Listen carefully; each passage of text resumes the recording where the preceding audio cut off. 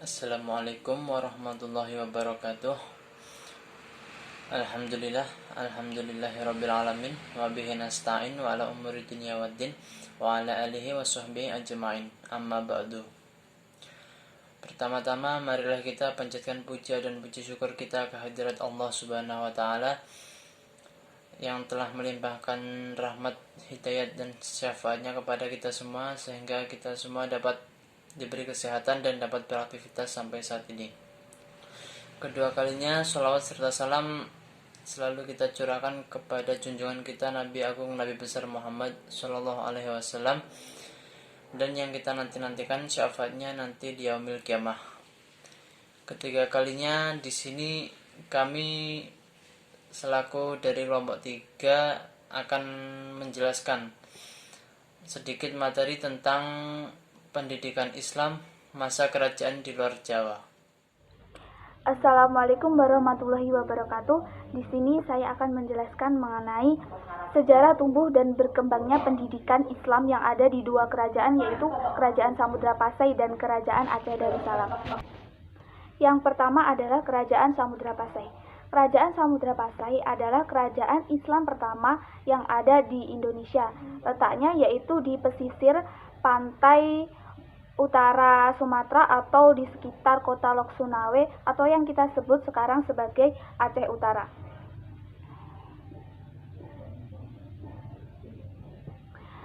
Mulanya, Kerajaan Samudra Pasai itu adalah gabungan dari dua kerajaan yang berbeda, yaitu Kerajaan Samudra dan Pasai.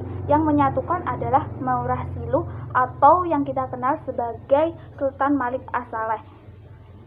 Sultan Malik As-Saleh adalah raja pertama yang memimpin Kerajaan Samudra Pasai.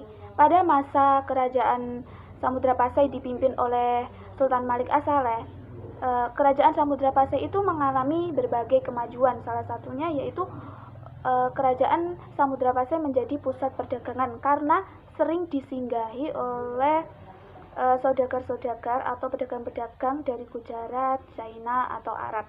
Selain itu, Samudra Pasai itu letaknya sangat strategis, yaitu dilewati oleh jalur perdagangan antara India dan China. Selanjutnya adalah sejarah pendidikan Islam pada masa Kerajaan Samudra Pasai. Pada tahun 1345, seorang pengembara dari timur yang bernama Ibnu Battuta, dia singgah di Kerajaan Samudra Pasai. Menurut keterangannya, bahwa pada saat itu Kerajaan Samudra Pasai diperintah oleh seorang raja yang bernama Sultan Malik Az-Zahir. Sultan Malik Az-Zahir ini menyambutnya dengan penuh kesenangan, dan dia adalah seorang raja yang alim dalam bidang ilmu agama dan sangat menggemari ilmu-ilmu agama.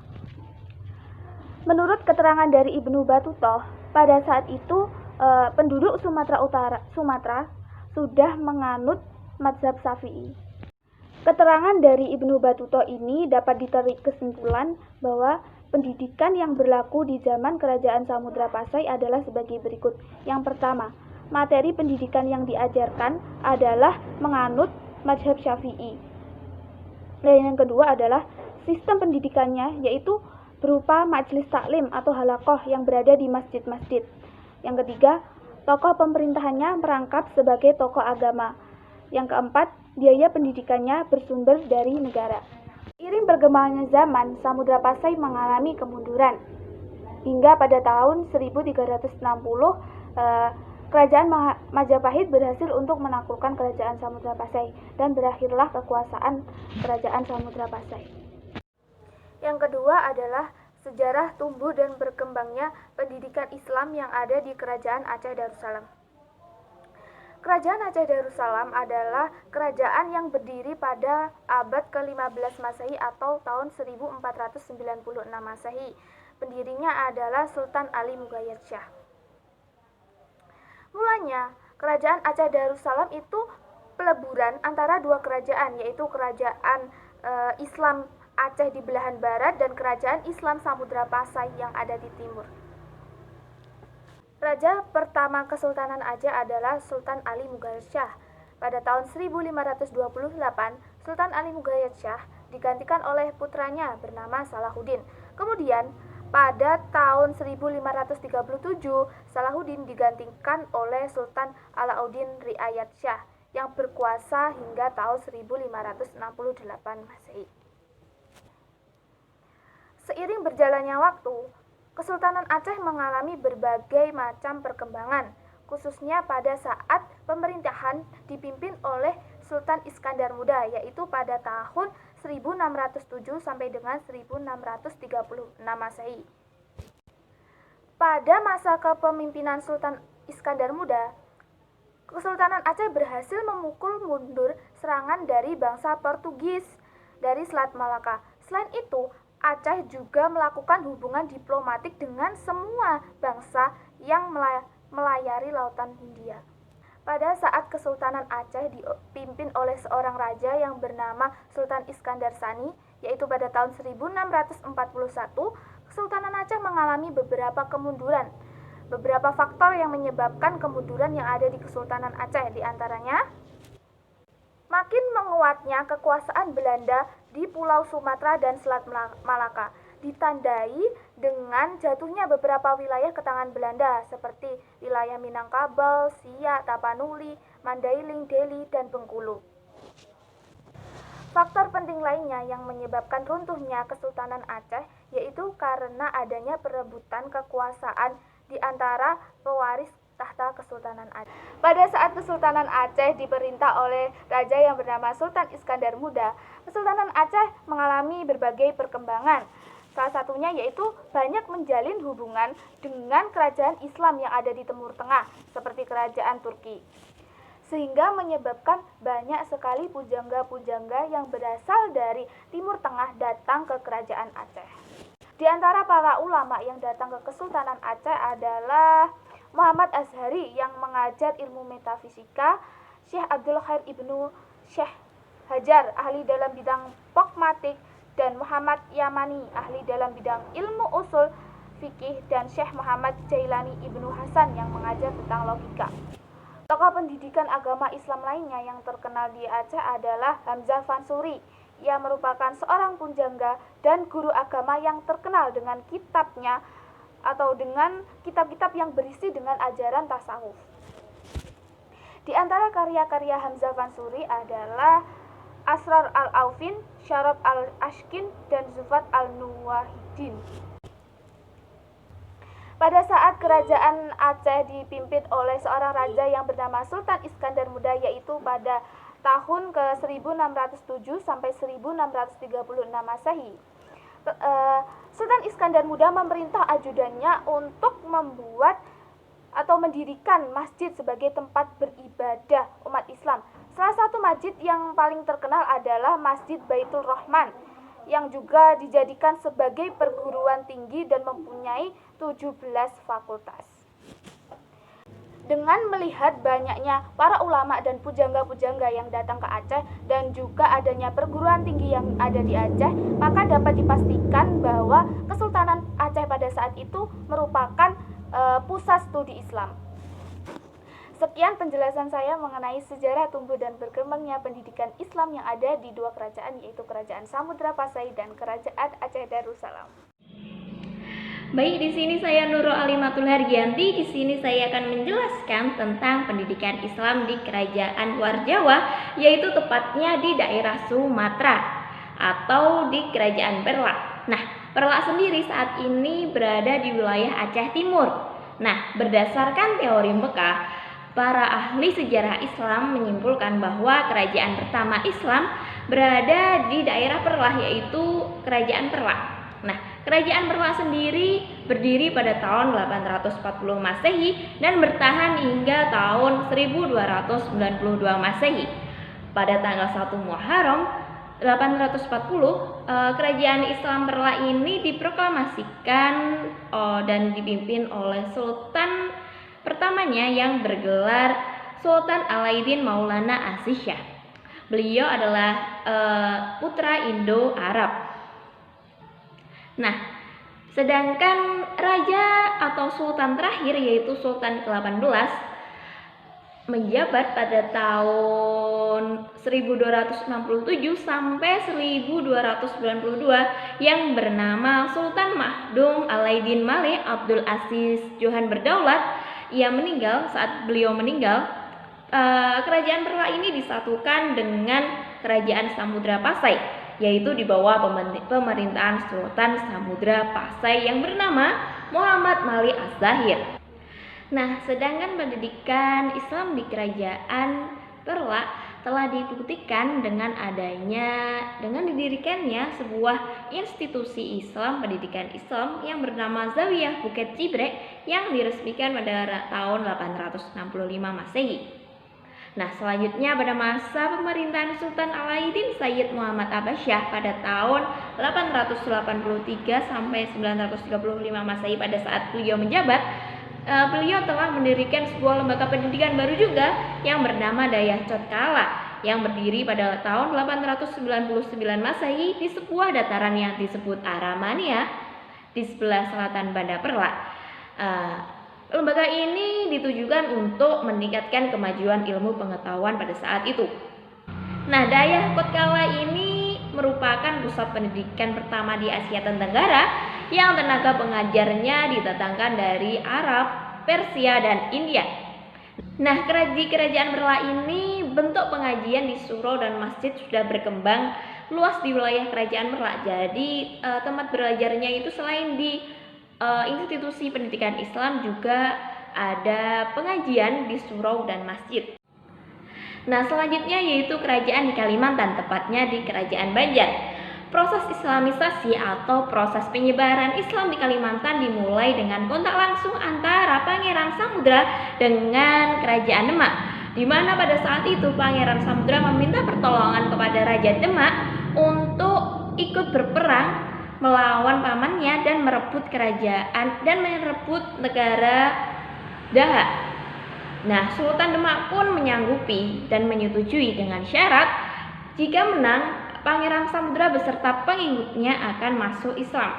Nah, benar, akhirnya Pangeran Samudra pun berhasil memenangkan peperangan itu dan berhasil merebut negara Daha. Akhirnya Pangeran Samudra dan para pengikutnya pun masuk Islam. Disebutkan dalam hikayat bahwa Raja Banjar Raden Samudra ini telah ditasbihkan sebagai Sultan Penghulu Demak dan diberi gelar Sultan Suryanullah. Setelah raja pertama naik tahta, daerah-daerah sekitarnya mengakui kekuasaannya, yaitu seperti daerah Sambas, Batangla, Sukaciana, dan Sambangan.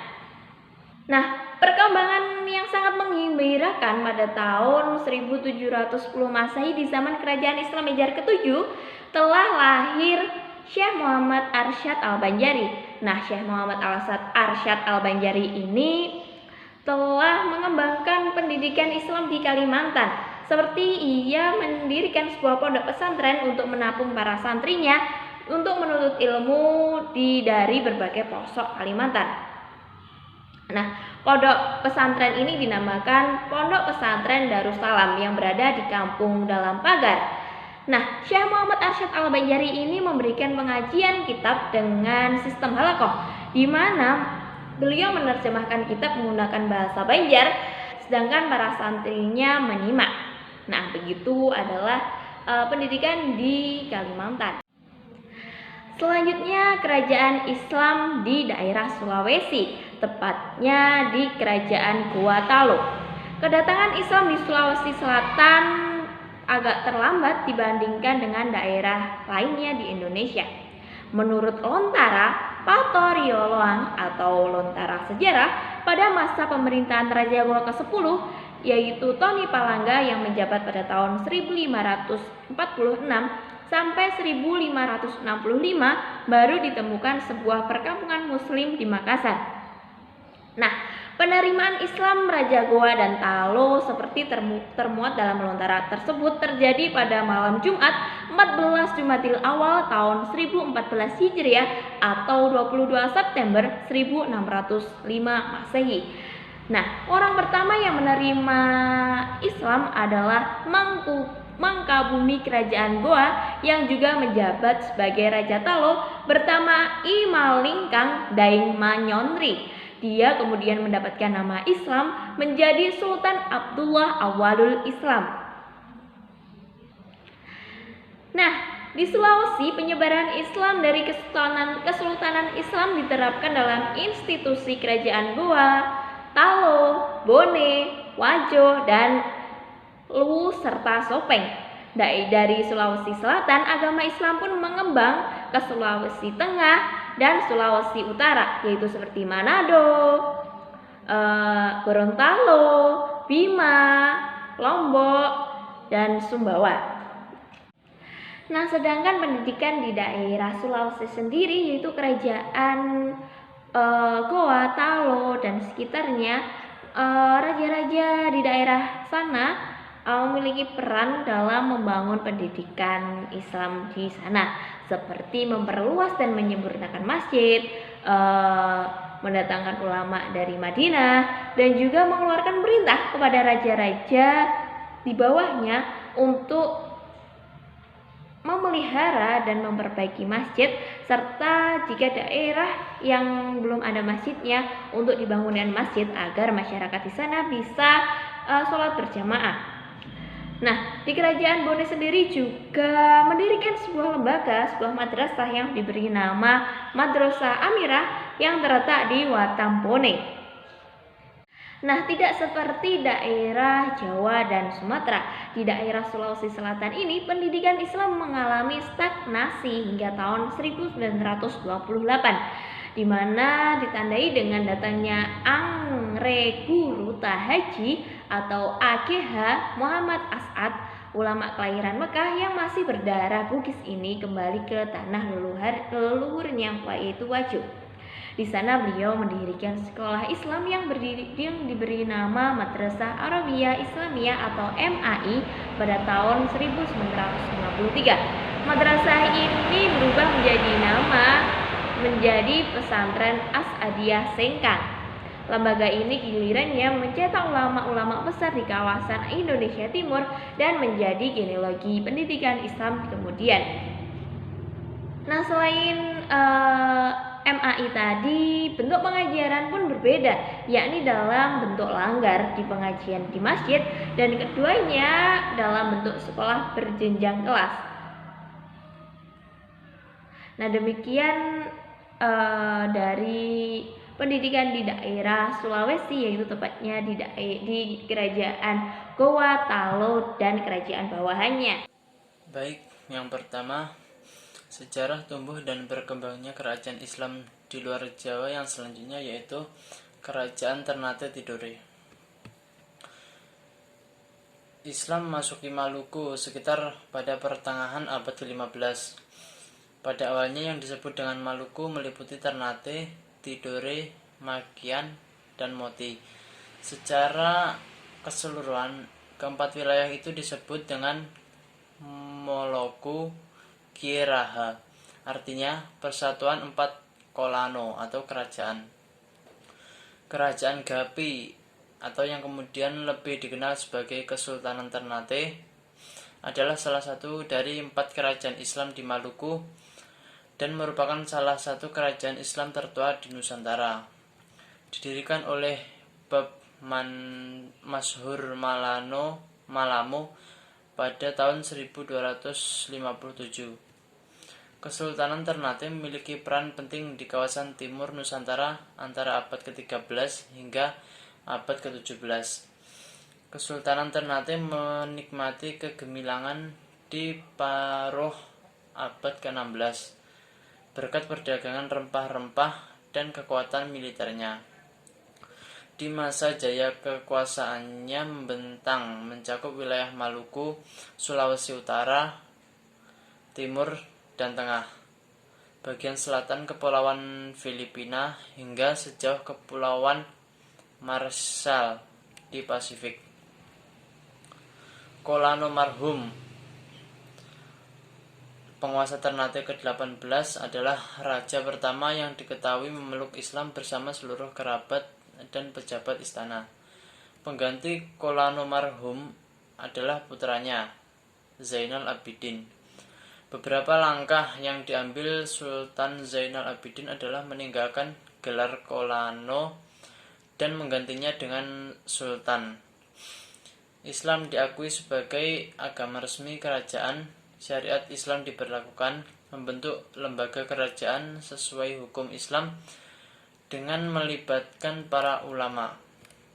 Langkah-langkahnya ini kemudian diikuti kerajaan lain di Maluku secara total dan hampir tanpa perubahan.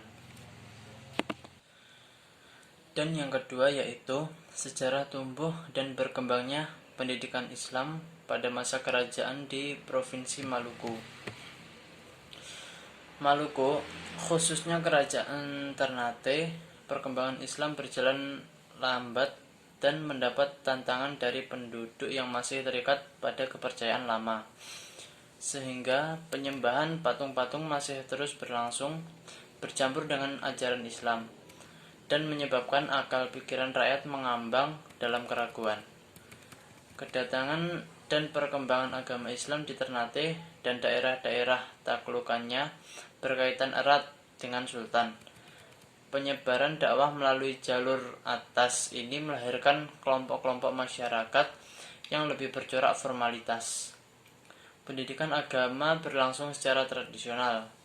Anak-anak mengaji ke seorang kasisi atau pegawai masjid. Oleh sebab itu, paham keagamaan tampak sempit dan statis. Walaupun demikian, kerajaan Ternate telah memberikan pengaruh yang baik terhadap proses pertumbuhan pendidikan Islam di Maluku.